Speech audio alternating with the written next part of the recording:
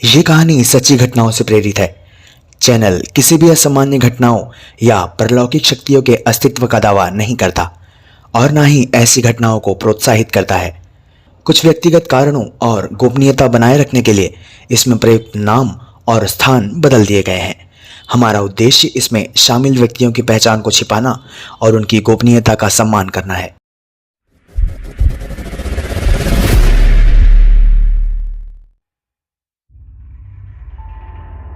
मेरा नाम सुनील है और ये उन दिनों की बात है जब मैं कॉलेज में पढ़ा करता था।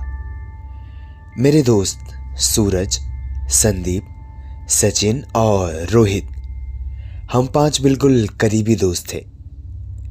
एक दिन हमारे कॉलेज में सभी का टूर पर जाने का प्रोग्राम बनाया गया था। हम 5 दोस्त भी उस टूर में गए थे। हम सब ने एक से एक कपड़े पहने थे उस दिन। और रोहित तो आर्मी के ही कपड़े पहनकर आ गया था ताकि वो हमारे ग्रुप का लीडर लगे। खैर, वहाँ पर 5-5 लोगों का ग्रुप बनाकर कैंपिंग करनी थी हमें, तो हम 5 दोस्तों ने अपना ही ग्रुप बना लिया। और उस टूर में कुल 45 स्टूडेंट्स थे और 6 टीचर्स आए हुए थे, जिस हिसाब से टोटल 10 ग्रुप बनना था। कुछ लोग सड़क के किनारे तो कुछ लोग बड़े बड़े पेड़ों के नीचे टेंट लगा रहे थे, लेकिन हम 5 ने लोगों से थोड़ा ही दूर जंगल के पास अपना टेंट लगाया था और सोचा कि थोड़ा दूर रहेंगे तो कोई रोक टोक नहीं रहेगी। और 5 मिलकर कैंपिंग के लिए उस जंगल में चले गए। खैर, जैसा 5 ने सोचा था वैसा कहाँ होना था कि तभी हमें प्रिंसिपल सर ने बुला लिया। वो ये चाहते थे कि सारे स्टूडेंट्स और टीचर्स सभी मिलकर एक जगह पर कैंप फायर करें और वहाँ पर ही नाचे गाएं और इस पल को एंजॉय करें। प्रिंसिपल सर ने सबकी सहमति से ये प्रोग्राम तय किया और सभी लड़कों को कैंप फायर के लिए लकड़ियाँ इकट्ठा करने का भार सौंप दिया। मैं और मेरे सारे दोस्त भी उसी जंगल की ओर बढ़े। तभी रोहित ने कहा, अरे सुनो, अगर हम सब साथ में रहेंगे ना तो ज़्यादा लकड़ियाँ इकट्ठा नहीं कर पाएंगे, इसलिए सुनील तुम मेरे साथ चल और सूरज, संदीप और सचिन तुम तीनों एक साथ दूसरी दिशा में जाओगे। और हाँ, कोई ज़्यादा दूर नहीं जाएगा। और सब लोग अपने अपने रास्ते चल दिए, लेकिन हम दोनों जंगल की हरी भरी खूबसूरती में भटकते हुए अकेले बहुत दूर निकल गए थे। लेकिन अभी भी मेरे तीनों दोस्तों की आवाज़ मुझे सुनाई दे रही थी। मैं चिल्लाया, सूरज, संदीप, सचिन, कहाँ हो तुम लोग? और दूसरी तरफ से भी आवाज़ आई, सुनील, हम यहाँ हैं, क्या तुझे हमारी आवाज़ आ रही है? हमें उनकी आवाज़ हल्की हल्की आ रही थी, मगर देखते ही देखते हम उस जंगल में भटक गए और हमें समझ नहीं आ रहा था कि किया जाए तो आखिर क्या और जाया जाए तो कहाँ। लेकिन तभी किस्मत खराब होना किसे कहते हैं वो हमें समझ आ गया, क्योंकि वहाँ पर जंगल में हल्की हल्की बारिश चालू हो चुकी थी और आसमान अचानक से बादलों से भर चुका था। देखते ही देखते गरज के साथ बारिश धुआंधार होने लगी। वहीं दूसरी तरफ बरसात होने के कारण सब टेंट की ओर वापस आ गए थे, पर रोहित और मेरा कोई अता पता ही नहीं था। सब मिलकर हम दोनों को आवाज़ें लगाने लगे, लेकिन बहुत आवाज़ लगाने के बाद भी जब कोई फ़ायदा नहीं हुआ तो वो सब सोचे कि हम बरसात के कारण कहीं रुक गए होंगे। और ये सोचकर सबने हमें आवाज़ें देना भी बंद कर दिया और बरसात रुकने का इंतज़ार करने लगे कि बरसात रुके तो वो लोग मुझे और रोहित को ढूंढने निकले। और इधर मैं और रोहित दोनों पेड़ के नीचे खड़े थे। बादलों के लगातार गरजने से हम दोनों ने पेड़ के नीचे खड़ा रहना मुनासिब नहीं समझा और आसपास भागकर अपने दोस्तों की तलाश में एक दिशा में भागने लगे। और भागते भागते थोड़ी देर बाद हम दोनों को कुछ ही दूर पर एक लाल ईंटों से बनी शानदार बिल्डिंग नजर आई। बिल्डिंग रोशनी से पूरी नहाई हुई थी और उसमें ढेर सारे लोग थे। हम दोनों अपने आप को बचाने के लिए तेजी से उस बिल्डिंग की ओर भागे और जैसे ही बिल्डिंग के गेट पर पहुंचे और पीछे मुड़कर देखा रोहित को, तो रोहित वहां नहीं था। मुझे लगा कि रोहित अंदर चला गया होगा। यही सोचकर मैं भी अंदर चला गया। तभी सामने से आती हुई नर्स से टकराते टकराते बचा। उस नर्स ने मुझे घूर कर देखा और थोड़ी देर बाद ही उसने मुझसे कहा, बहुत ज्यादा भीग गए हो, सर्द लग जाएगी, जाकर कपड़े बदल लो। उधर बाईं ओर पर ही स्टोर रूम है, वहां जाकर जो भी मिले उससे कहना सिस्टर सोनम ने दूसरे साफ और सूखे कपड़े मुझे देने को कहा है, वो तुम्हें कपड़े दे देगा। मैं हक्का बक्का मुंह फाड़े सिस्टर सोनम को देखता रह गया। मुझे एकदम से समझ नहीं आया कि मैं करूं क्या। मेरी ये हालत देखकर सिस्टर सोनम खिलखिलाकर हंस पड़ी और बोली, पहले तो तुम अपना मुंह बंद करो, मुंह में मच्छर घुस जाएंगे, और अब जाकर वैसा ही करो जैसा मैंने तुमसे कहा है करने को। मैंने हल्के से हाँ में सर हिलाकर सिस्टर सोनम की बताई दिशा में जाने को मुड़ गया और अभी कुछ 10 कदम ही चला होऊंगा कि मेरे कंधे पर किसी ने हाथ रखा। मैं चौंक कर पीछे मुड़ा तो मेरे सामने आर्मी की वर्दी में एक आदमी मुस्कुराता हुआ खड़ा पाया। उन्हें मुस्कुराता देख मैं थोड़ा सा सरप्राइज सा हो गया था और मुझे इस हाल में देखते ही उस आदमी को हंसी आ गई। उसने धीमे लेकिन भारी आवाज में कहा कि मैं कैप्टन मनोज हूं और हमारे देश की आर्मी का हॉस्पिटल है ये। कैप्टन मनोज ने मुझसे एकदम बड़े भाई की तरह व्यवहार किया था, जिसकी वजह से कैप्टन मनोज मुझे अच्छे लगने लगे थे। मैं अब धीरे धीरे शांत हुआ तो मैंने कैप्टन मनोज को मेरे दोस्त रोहित और सिस्टर सोनम की बातें कही और मेरी बातें सुनकर कैप्टन मनोज के चेहरे पर एक अजीब सी मुस्कान फैल गई और वो बोले, तो तुम सिस्टर सोनम से भी मिल चुके हो? मैंने कहा, जी क्या मतलब है आपका? तभी कैप्टन मनोज ने मुझसे कहा, कुछ नहीं, चलो मैं तुम्हें सूखे कपड़े देता हूं, चेंज कर लो, नहीं तो सर्द लग जाएगी तुम्हें। मैं हैरान था कि कैप्टन मनोज ने सिस्टर सोनम की बात को तो सुना, लेकिन रोहित की बात, जो मेरा दोस्त था, उसकी बातों को नजरअंदाज कर दिया। मैं कैप्टन मनोज के पीछे पीछे एक बड़े कमरे में पहुंचा। कमरे में चारों ओर हरे रंग के पर्दे लगे हुए थे और एक ओर एक बड़ा सा बेड पड़ा हुआ था और उसके सामने एक सोफा था। बीच में एक टेबल था जिस पर 2 ग्लास, एक बड़ी बोतल ब्रांडी और 1 या 2 न्यूज़पेपर पड़े हुए थे।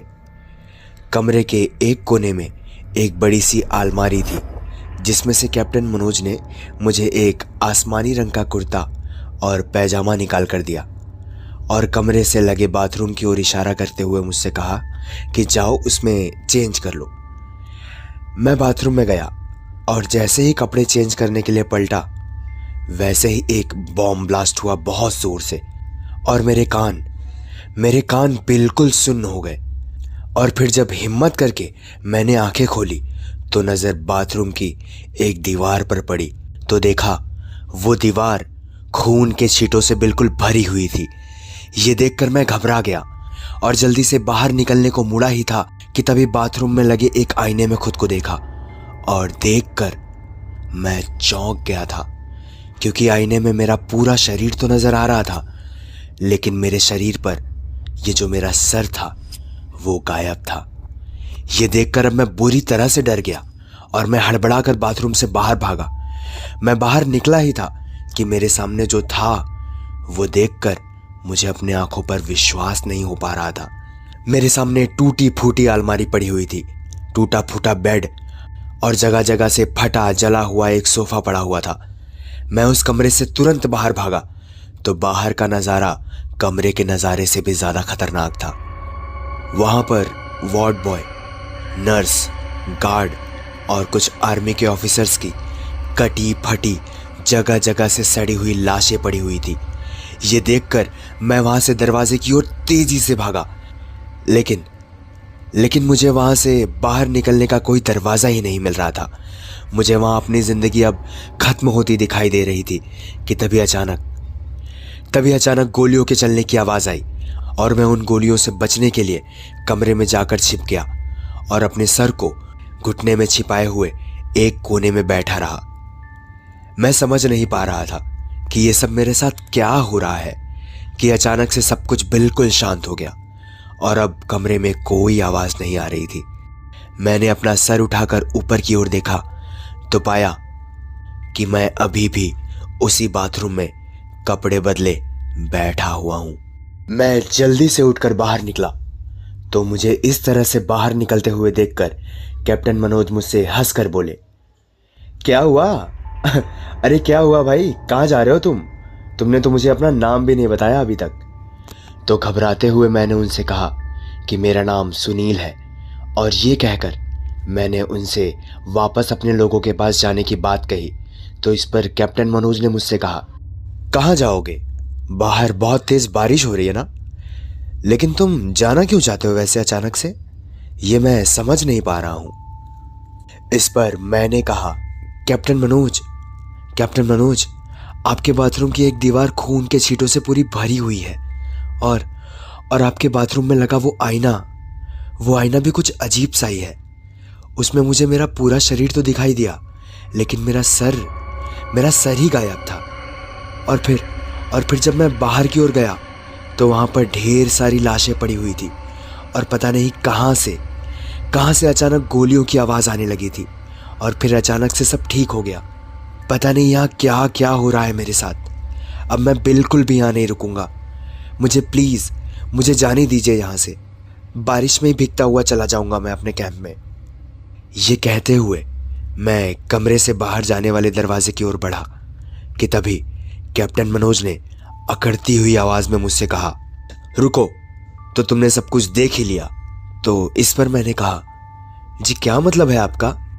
मतलब चाहे जो भी हो, तुम तब तक यहां से नहीं जाओगे जब तक तुम्हें मैं सब कुछ बता ना दूं। मैं बिल्कुल डर गया था। मेरी तो बोलती ही बंद हो गई थी उनके सामने, लेकिन फिर भी मैंने हकलाते हुए कहा, क्या बताना चाहते हैं आप मुझे? जिस पर कैप्टन मनोज ने कहा, जो आज तक कोई नहीं जान सका। जिस पर मैंने पलटकर बोला, जो आज तक कोई नहीं जान सका तो उसे मैं जानकर क्या करूंगा? प्लीज मुझे जाने दो यहां से, मुझे बहुत डर लग रहा है। अब कैप्टन मनोज मुझे समझाते हुए बोले, नहीं, बिल्कुल भी नहीं। और तुम यहां खुद नहीं आए हो, तुम्हें हमारी दास्तान लोगों तक पहुंचानी होगी। खैर, तुम्हें मुझसे डरने की जरूरत नहीं है। सैनिक सबकी रक्षा के लिए ही होते हैं। मैं भी तुम्हारी रक्षा ही कर रहा हूं। इस बार कैप्टन मनोज का लहजा काफी नर्म था। उसी नर्म लहजे में उन्होंने मुझसे कहा,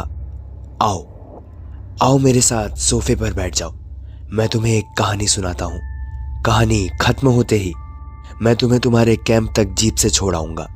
वैसे भी तुम अपने साथियों से काफी आगे निकल आए हो, वहां तक तुम पैदल तो नहीं जा सकते। कैप्टन मनोज की आवाज में न जाने कैसा अपनापन था कि मैं जाकर उनके बगल में ही बैठ गया। कैप्टन मनोज ने कहना शुरू किया, दुश्मनों ने धोखे से हमारे अस्पताल को अपना निशाना बनाया।